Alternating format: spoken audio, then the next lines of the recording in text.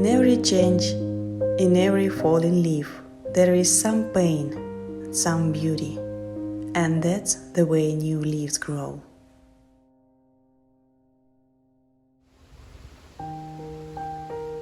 This phrase found me on the internet and settled in me. With the birth of children, I found one sure way to maintain mental health. I'm shedding leaves. My leaves are something that I don't really need to survive during a difficult period in my life, my inner winter.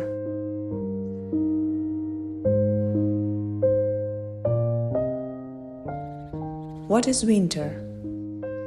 This is a time when, in addition to home and children, I have a job and at the same time a huge need to write. This is the time of the highest voltage and power consumption.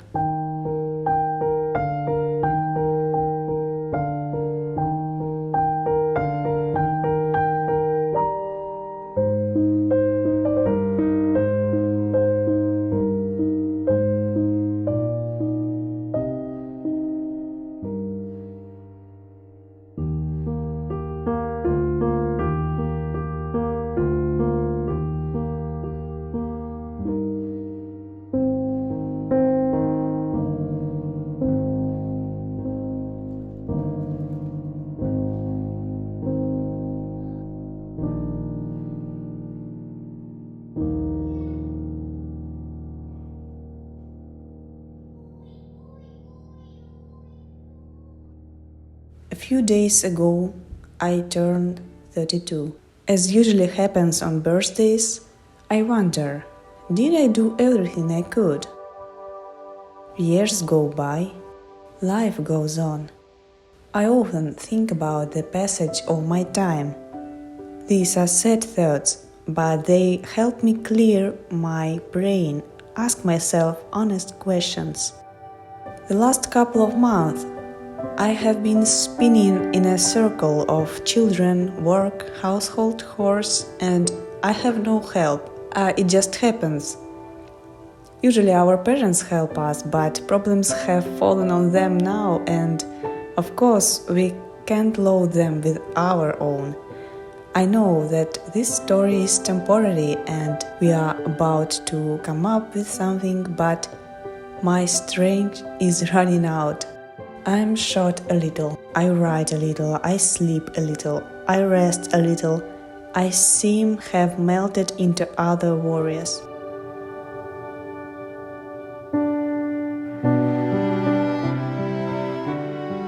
I found myself at the bottom, without help and eternal resources. So I will be dropping leaves. I will save myself as I always do. I will drop the ballasts that pull me into the bottom, to surface. I know that many of you experience this periodically. This is a disgusting feeling when you stop being yourself, when you don't recognize yourself, then fatigue and irritation speak for you. That's probably why I wanted to make a video on this topic. It always makes me feel better when I see that successful-looking people also have such days. So I understand that there is no perfectly smooth, successful life, that everyone is stressed and everyone can burn out.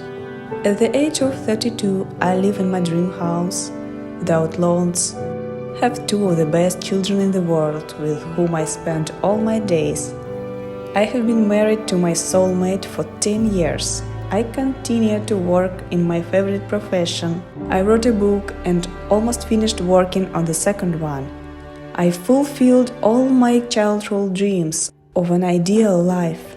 How did I manage everything? The truth is, I didn't. It's impossible. And that's fine. I prioritize and do only what is necessary to achieve the goal. But I don't have time for everything. No, it's okay not to have time for everything you plan. No need to blame yourself. We live in a special time, in a fast time, in a time of success and Society have elevated success into a cult, but what is success? It's necessary for happiness? No. As life has shown me, for happiness you only need to love and be loved. Do what you love and love yourself, and everything else attract by itself. When you are surrounded by love, you are invincible. You can do anything, you're calm.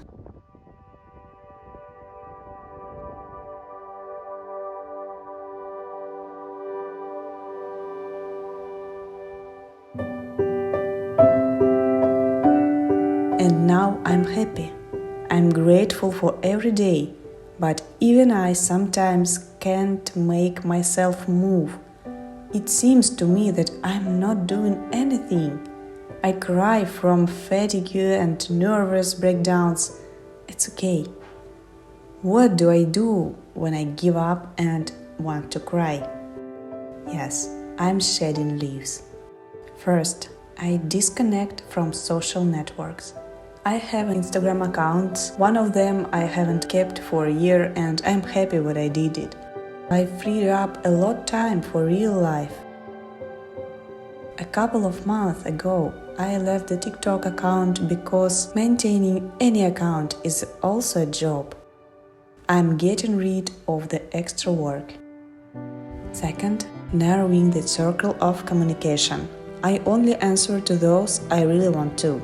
I'm saving my free time. Real friends will understand and wait for me to come back, and I will devote my free time from the correspondence to rest and creativity.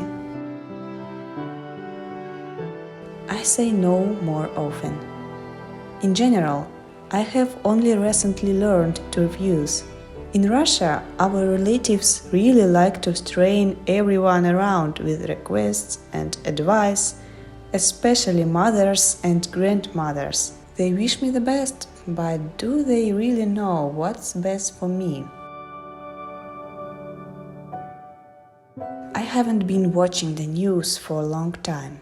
They're always bad, so I'd better save my nerves.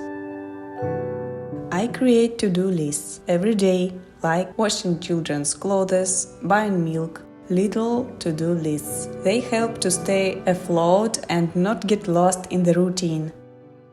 Even when I feel bad and sad, I allow myself more. I buy yummy things that love, listen to my favorite music all day long. I try to keep the children busy with something to be in another room without them, to be alone with myself. I sleep more. In general, these items should be in the first place, but my children are too young and there is no way for me to get a good night's sleep. Sleep is very important. Then I feel bad, I don't get up before everyone else to write, I just can't open my eyes. The body sleeps off to gain strength. And the last, walk. Recently, we often walked with the children. Movement and fresh air give energy.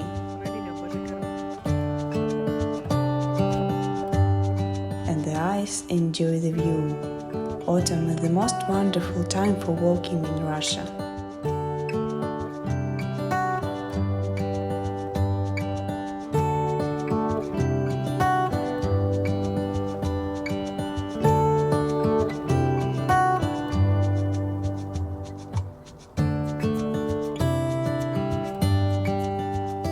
It can be a city park with path, with other people walking and with hot drinks in hands.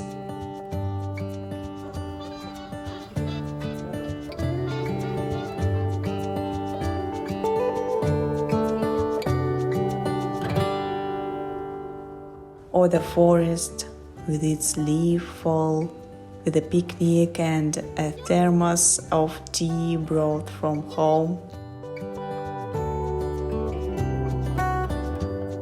These were my ways to deal with the inner winter.